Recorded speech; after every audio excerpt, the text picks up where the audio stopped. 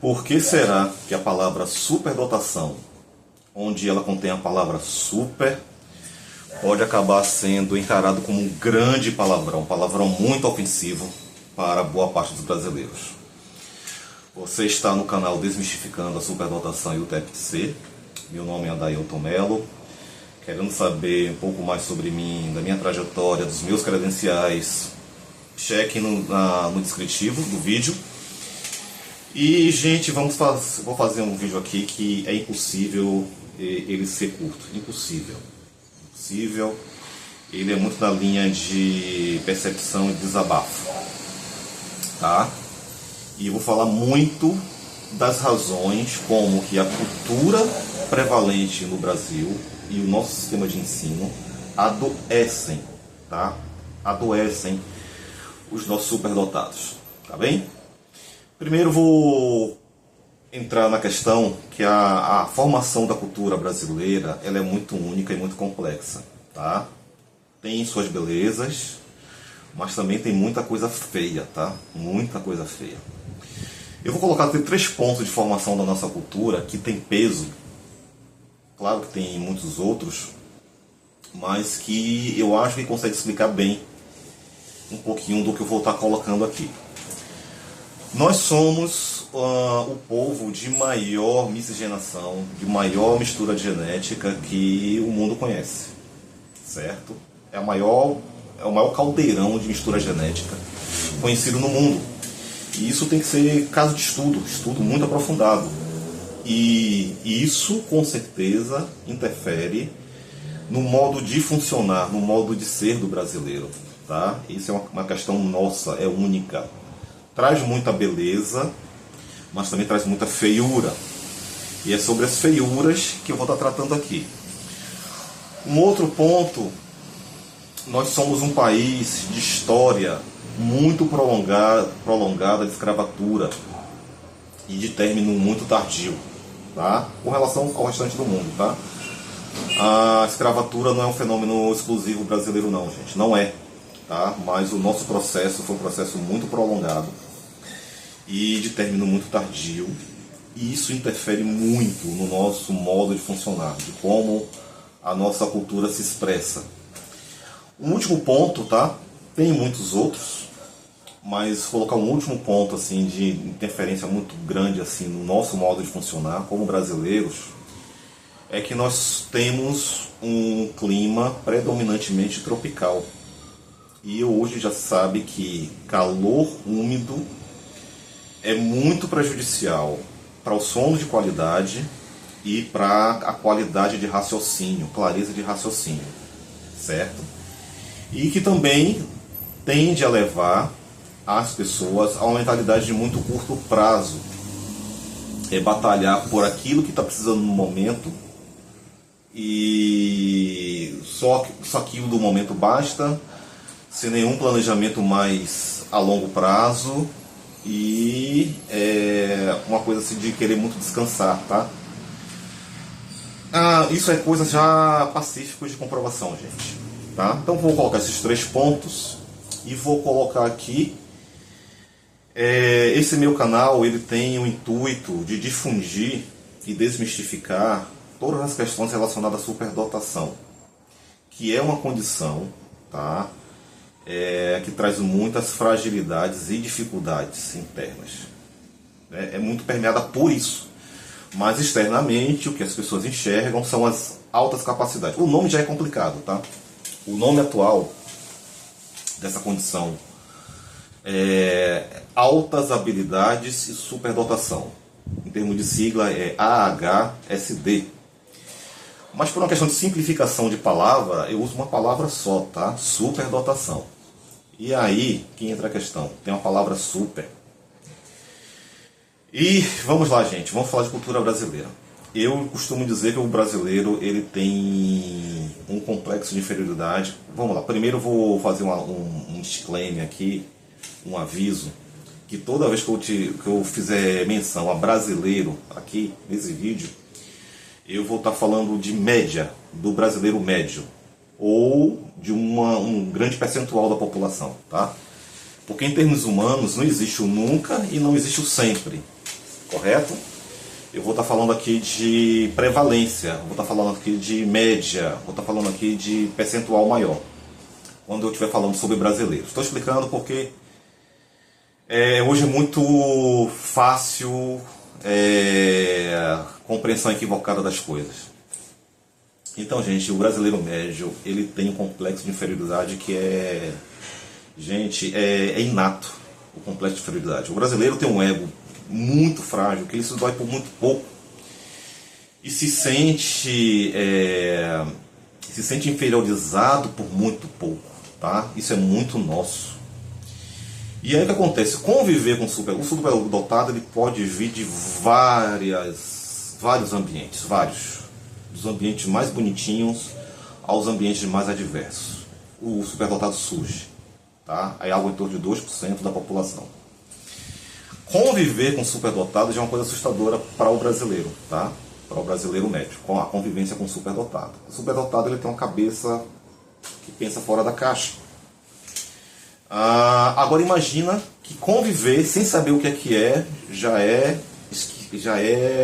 angustiante, já é um tanto ofensivo para muita gente, vou explicar depois, de conviver com um superdotado e aí esse superdotado acaba vindo com esse nome, com essa nomenclatura, superdotação, superdotado. Essa palavra, gente, pode acabar se tornando um palavrão extremamente ofensivo para a maior parte da nossa população. Tá bem?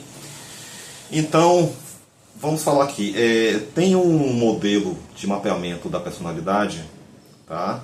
Que ele é o mapeamento mais atual, mais validado em várias regiões do mundo e que é muito bonito, gente. Eu digo que é uma cachaça no sentido de viciar, que é o Big Five, vem do inglês, os 5 grandes, né? Na verdade, o modelo pautado pela neurociência, tá? É o modelo dos 5 grandes traços da personalidade, tá? Isso mapeando uma pessoa. E com relação a povo, né? Você pode ter um mapeamento de pessoa, pode ter um mapeamento de povo, né? Povo é uma coisa assim mais sugestiva, né? Não tão científico, não tão rigor científico, ok? O professor Pedro Calabres é neurocientista, que é o maior divulgador científico do Big Five no Brasil. Ele sinaliza que o brasileiro ele pontua alto em 2 grandes traços. Lembre que são 5 grandes traços. Eu vou falar do Big Five em vídeos adiante, mas o brasileiro pontua muito alto em 2 grandes traços, né? Extroversão e neuroticismo. Sendo que, com relação ao Big Five, pontuar alto demais ou pontuar baixo demais é problemático, tem problema, correto? Para explicar a extroversão, muito bem condensadamente falando, tá? Extroversão é uma necessidade muito grande de agregação, ter pessoas junto a si, necessidade muito constante de ter pessoas próximo de si, e apego e aderência a emoções agradáveis, tá? Muito ligado à alegria, a prazer e nessa linha, tá? Só que nós temos também no brasileiro, que é bem complexo isso, e então o que acontece? Extroversão está muito relacionado a sentimentos de aproximação, proximidade, querer estar próximo.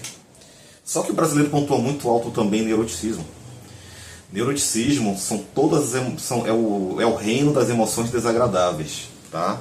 Muito relacionado a medo, desconfiança, tristeza, raiva, ressentimento. Estou tentando condensar muito, gente, aqui. Muito mesmo. Correto? E o brasileiro pontua altíssimo também neuroticismo. Gente, essa mistura não daria uma coisa normal. Nós brasileiros somos loucos, somos insanos.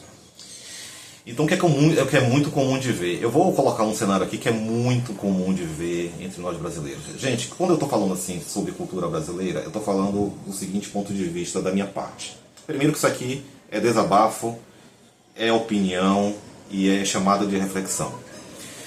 Eu estudo geopolítica desde criança. Então, desde criança, eu sou dedicado a estudar 2 grandes temas, por conta própria. Tá? Como funciona a cabeça humana e geopolítica. Então eu consigo ter uma noção mínima, tá, de diferenças culturais entre os principais povos conhecidos. Tá? E aí, na minha lida de vida, no meu histórico de vida, eu já pude lidar com pessoas de todo o estrato social, tá? Todo o estrato social. E digo que o que eu percebo ocorre em quem tem muito dinheiro e quem não tem dinheiro. Ocorre em quem tem muito estudo e quem não tem estudo. É cultural, gente. É disseminado. Tá bem? E aí, gente, é muito comum de acontecer essa cena para o brasileiro comum, brasileiro médio. Vamos chamar essa pessoa aqui de fulaninho. O que é que acontece? Vem outra pessoa e diz assim: fulaninho é a pessoa mais espetacular do mundo, amo, é gente boa, é demais. Sabe? Passa um pouquinho de tempo, fulaninho é a pior pessoa do mundo, não presta, é sacana. E vai, passa um pouquinho de tempo, não, mas fulaninho tem muitas qualidades e eu não vivo sem, sabe? Em qualquer nível de vinculação, tá? Família, amizade, relacionamento romântico, o que seja. Gente, é esse ciclo o tempo todo, sabe? Não tem uma serenidade de discernimento. Tem um canal de uma russa, Valéria Fominar. Acho que é Valéria Fominar, o sobrenome dela. Acho que é Fominar. Ela tem um canal no YouTube. O canal dela é muito bacana, de conhecer assim a cultura russa. Ela fala o português perfeito. Morou em comunidades no Rio. Ela é mais brasileira do que russa hoje, né? E por infelicidade ela teve que parar de alimentar o canal dela, muito por conta da invasão que a Rússia fez da Ucrânia. Tá? E aí ficou muito pesado a vibe de comentários no canal dela. Falando nisso, eu tenho o posicionamento de defender a vítima, de defender o agredido, tá? Eu sou pró-Ucrânia, tá? Não vou estender sobre isso. Mas Valéria Fominar é fantástica. O russo teve muito contato com a cultura brasileira através de nossas novelas antigas, novelas da Globo, né? Teve muita exportação na novela da Globo. E o russo conhece muito o brasileiro por conta das novelas da Globo. Aí Valéria Fominar conta que ela tem um namorado brasileiro e a intensidade, né, vamos chamar assim, né? Eu chamo de insanidade, tá, gente? Mas é bonitinho falar que é intensidade. Mas a insanidade do brasileiro, e eu me coloco como brasileiro também, tá? Ela falava que a intensidade do namorado brasileiro era tão demais que ela se sentia dentro de uma novela brasileira, convivendo com um brasileiro. Entende? Tá muito na linha do que eu tô falando aqui, tá? Presta, não presta, amo, mas odeio, sabe? Nessa linha. E o neuroticismo é o traço da personalidade que é permeado pela instabilidade emocional ou baixa capacidade de regulação emocional, de autorregulação. Tá bem? E aí tem todo aquele alarde, né? O brasileiro é o povo mais feliz do mundo, o brasileiro é muito alegre, o brasileiro é muito acolhedor, o brasileiro é muito generoso. E aí você vê várias reportagens falando: o brasileiro tem os maiores índices, no brasileiro existem os maiores índices de depressão e ansiedade no mundo. Como é que entende isso, gente? É por conta disso. Elevada extroversão, muita necessidade de proximidade. Essa proximidade que invade espaço, invade privacidade do outro. Tem um tom possessivo com relação ao outro, né? Essa extroversão muito alta. E falando, gente, que no Big Five, eu vou falar o Big Five bem mais adiante, tá, gente? Pontuar alto demais ou baixo demais no Big Five é problema. Um problema de extroversão em demasia é ser um tanto sem noção, tá? Para falar no bom português. Pontuar alto demais em extroversão é ser sem noção. Agora imagina, pontuar alto demais sendo sem noção. E pontuar alto demais em neuroticismo, sendo totalmente desconfiado, é todo mundo junto e misturado, e todo mundo em alto grau de desconfiança, e ninguém está em paz. Somos isso, gente. Somos brasileiros. Tá? Tentando resumir esse aspecto. Então vamos colocar cenários que é bem comum de acontecer no Brasil. Eu coloquei nessa coisa de pegar o fulaninho, dizer que o fulaninho é lindo, cheiroso, charmoso, maravilhoso, fulaninho não presta, é fedorento, e fulaninho serve, sabe, essa ciranda que nunca para. Uma ciranda que nunca para, tá? E aí vamos para outros exemplos, né? O brasileiro tem muita necessidade de validação externa, gente. Gente, em termos de desenvolvimento humano, de criança até adulto, quem muito precisa de validação externa, e é compreensível precisar de tanta validação externa, é a criança pequena, tá? Ela é necessitada de muita validação externa. Só que o brasileiro chega na vida adulta extremamente necessitado de validação externa. E aí você pega um ego muito frágil, que também é da criança, a criança tem um ego muito frágil. Aí você pega a junção de ego muito frágil, de necessidade de muita validação externa, e temos a cultura da bajulação, sabe? Tudo só funciona na base da bajulação. E aí, nessa linha de muita necessidade de bajulação, aí vem aquela cultura de troca de favores. Falando ainda sobre troca de favores, é muito falado que o brasileiro é muito acolhedor, é muito generoso. Ok. Desse ponto de vista é belezinha. É lindo de ver. Lindo. Mas veja quanto que a conta, o boleto de cobrança de gratidão, essa conta nunca é quitada. Nunca. Nunca é quitada. Nunca, absolutamente nunca. O brasileiro faz, cara, mas uma expectativa tão alucinada de reconhecimento que é insano. Tá? O brasileiro ele faz pelo outro, ele faz. Ele faz invadindo o espaço do outro. E assim vai, né? Mas a conta da ingratidão, da gratidão, é interminável, é infindável. Você fica aprisionado quando alguém te faz um bem. É verdade ou não é? Estamos entre nós, podemos falar dessas questões de roupa suja. Gente, altruísmo, tem diferença entre generosidade e altruísmo. Generosidade a gente faz, mas esperando algo em troca. Altruísmo verdadeiro é fazer pelo prazer de estar fazendo. De não lembrar depois que fez. Não lembrar que fez.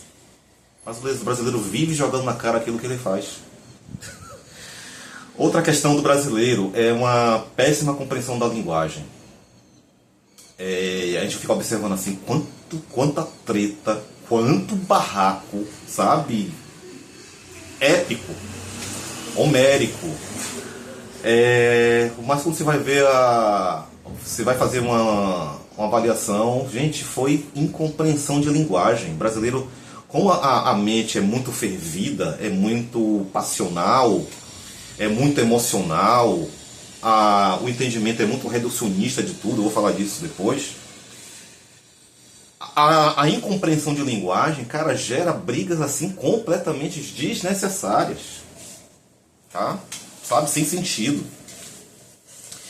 Outra característica do brasileiro é o quanto tempo que o brasileiro desperdiça em termos de disse-me-disse e maledicência.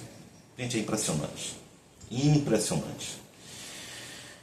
Cara, isso afeta na economia, tá? Tudo isso que eu estou falando aqui afeta em atraso econômico, principalmente na questão da desconfiança.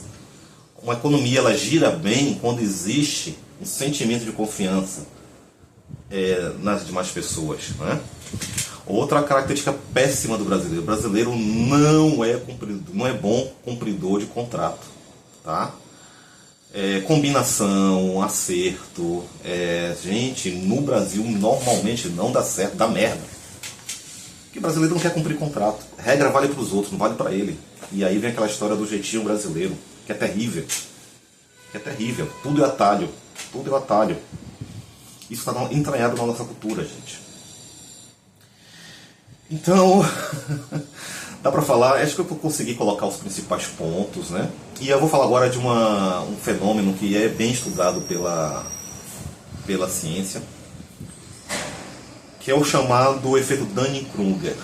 Dunning-Kruger é a junção de dois nomes de dois pesquisadores que eles explicam um fenômeno psicológico e que acontece o seguinte: as pessoas que têm pouca profundidade em determinados tipos de assunto, ela tem uma certeza patológica de opinião própria. É uma certeza patológica, desconectada da realidade. Enquanto que pessoas que são muito aprofundadas em determinados assuntos, ela tem muita cautela de afirmação. E na verdade, ela tem muita dúvida e muita consciência daquilo que ela ainda não sabe. E o que eu quero dizer com isso? O brasileiro, ele é altamente especializado em tudo aquilo que ele nunca ouviu falar. Gente, isso é cansativo. Principalmente para quem nasceu na condição de superdotação, porque a superdotação pressupõe muito aprofundamento nas coisas. Gente, o brasileiro, ele é altamente especialista sobre questões que ele nunca ouviu falar. O que é que acontece? O brasileiro toma contato com um assunto, agora. A outra pessoa nem termina a frase, ele já tem uma opinião firme e contundente sobre aquilo, que ele nunca tinha visto antes. Gente, isso é insanidade. Eu brinco falando assim, tom de brincadeira, não é diagnóstico clínico, eu chamo isso de esquizofrenia. Tá? Porque é uma desconexão muito grande com a realidade. Tá? Esquizofrenia, gente, estou usando tom de brincadeira, tá? Tom de figurativo, por favor. Mas é insanidade. É o efeito Dunning-Kruger. É muito bem catalogado pela ciência. Eu vou tratar desse fenômeno em vídeos mais adiante. Por último, vamos falar de uma outra característica feia nossa. Eu vou falar mais de duas, né? Vou falar mais de duas. É a questão da baixa profundidade de compreensão das coisas. O superdotado, ele precisa muito de profundidade sobre as coisas, né? Eu recentemente descobri no YouTube uma baiana, né? Me dá orgulho isso. Ela é do interior da Bahia. Ela já está devidamente identificada como autista e superdotação. E aí, quando você tem a conjunção disso, uma condição altera a outra ou mascara a outra, tá? Não, é bem diferente. O nome dela é Elo Lima. E aprendi muita coisa com ela, tá? Obrigadão aí pelo teu canal, Elo. Vá adiante. E ela me descreveu um episódio na vida dela que eu me senti completamente dentro da pele dela. Ela teve uma conhecida em um determinado momento, que essa conhecida foi para a Índia, viagem. E aí essa conhecida retornou e ela estava em êxtase para conversar com essa conhecida. Sabe, dá saber das percepções da Índia. A Índia tem uma história milenar, né? A Índia é sui generis, é muito, sabe, Índia é Índia, tá? Não tem coisa parecida no mundo. Índia é Índia. E aí ela é eufórica, tá? Isso é bem da superdotação, euforia de saber de coisas. Ela foi para saber com essa conhecida. E aí, como é que é a Índia? E o que foi que você viu? O que foi que você achou? Aí essa conhecida falou: pô, lá eu achei uns lugarzinhos bem bacanas para comprar blusinha barata. Lu, eu me senti na sua pele. Acabou a conversa. Não tinha mais o que desenvolver de conversa. Não tinha mais o que desenvolver de conversa. Gente, então eu estou colocando vários elementos que é estrutural da nossa cultura e que adoece os nossos superdotados. Gente, desde criança eu estudo geopolítica, tá? Hoje eu estou tendo noção que quando você estuda muito geopolítica, você está estudando as complexidades da humanidade. E assim, eu desde criança, por conta própria, estudo muito o ser humano como indivíduo, querendo entender a cabeça humana, estudo muito a humanidade pelo viés da geopolítica. Falando nisso, gente, o que está ocorrendo hoje no mundo, né? Eu estou colocando diversos... eu vou fazer uma pontuação aqui, que eu já tentei faculdade 2 vezes. 12 anos atrás eu entrei na UFBA. Eu não tinha discernimento de diferenciação de licenciatura e bacharelado. Acabei entrando no curso de licenciatura em Educação Física, 12 anos atrás, na UFBA. E em 3 semestres, gente, eu adoeci. Eu deprimi e adoeci dentro da UFBA, tá? Não aguentei, saí. Tempos depois eu tentei nutrição, comecei, mas realmente nutrição eu não consegui dar conta por conta das minhas demandas pessoais, de tempo e tudo mais. Mas, gente, em termos de geopolítica, falando agora um pouco de geopolítica, sistema de ensino brasileiro, eu não vou estender muito, eu só digo o seguinte: bomba atômica para destruir tudo, do maternal ao doutorado, e reconstrói tudo de volta. Só posso dizer isso. E digo, não há dinheiro que conserte o sistema de ensino brasileiro. É um problema estrutural. É um problema de projeto. É estrutural. Não tem dinheiro que resolva a má qualidade do ensino brasileiro. Com relação a isso, estamos hoje num patamar de vida da humanidade. Temos atualmente, duas grandes superpotências no mundo. Estados Unidos e China. Eu tenho muitas broncas com relação a...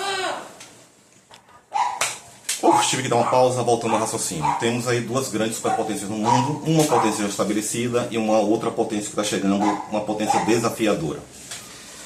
Tenho muitas broncas com relação à China enquanto governo, enquanto sistema ditatorial, tá? Mas sendo que o povo chinês, o povo asiático, né, quando você coloca Japão, Coreia do Sul e China, né, então você tem um povo mais introvertido,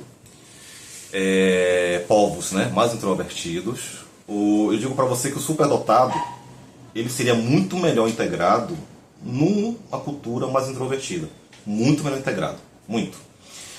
E esses 3 povos são muito conectados com o trabalho. O trabalho é a essência de vida. Tá? Não é necessidade de sobrevivência, é essência de vida. Muito diferente da gente brasileiro trabalha porque existe cadeia, existe polícia, né? Brincadeira, gente. Exagero, tá certo? Não me condenem. Então, temos o que acontece hoje, gente. A China está obcecada, tá? Em termos de projeto de governo, de identificar e mapear todos os seus superdotados, no nível de colocar aparelhinho na cabeça de crianças na escola para identificar isso. E o que é que o brasileiro está fazendo com seus superdotados? Ignorando eles e adoecendo todos eles. O que é que isso vai dar? Eu cresci ouvindo que o Brasil é o país do futuro. Gente, é a ficção mais absurda que se pode acreditar. Não dá. A Índia, com todo aquele jeitão que a Índia tem, o que é que a Índia está conseguindo fazer hoje, gente? A Índia lança satélites, aí tem submarino nuclear, é outra questão, tá, gente? Mas o ponto não é esse. Mandou uma sonda para a Lua, desbancou a Rússia escolada há décadas de experiência em missões espaciais. Num período próximo, a Rússia mandou uma sonda para a Lua, a Índia mandou também. A Índia conseguiu fazer a sonda pousar e a Rússia não conseguiu. A Rússia está em declínio, tá, gente? Não vou detalhar isso aqui, não vou expandir isso aqui. Com relação ao lançamento de satélites, a Índia está salvando a população porque, através de imagens de satélites, está fazendo um mapeamento muito grande com relação a fontes de água. E fontes de água está revolucionando a agricultura, tá? E abastecimento de água através de lançamento de satélites. Gente, o Brasil está nesse patamar no mundo hoje. O tão famoso país do futuro é o país do retrocesso por conta da nossa cultura. Tá? É a nossa cultura que acaba pesando demais nisso. Então, gente, tudo isso aqui que eu estou colocando é reflexão. Tá? Então, isso muito explica, né? Tom Jobim falava décadas atrás que sucesso no Brasil é ofensa pessoal. Hoje eu entendo em detalhes como que isso acontece. É muito comum que brasileiros de muito brilhantismo, altas habilidades, principalmente no campo de tecnologia e pesquisa, vai para o exterior, vai para o primeiro mundo. E não é somente uma questão de grana. Grana pesa, tá? Pesa. Mas é o sentimento de espaço de realização, espaço de acolhimento, espaço de se sentir útil.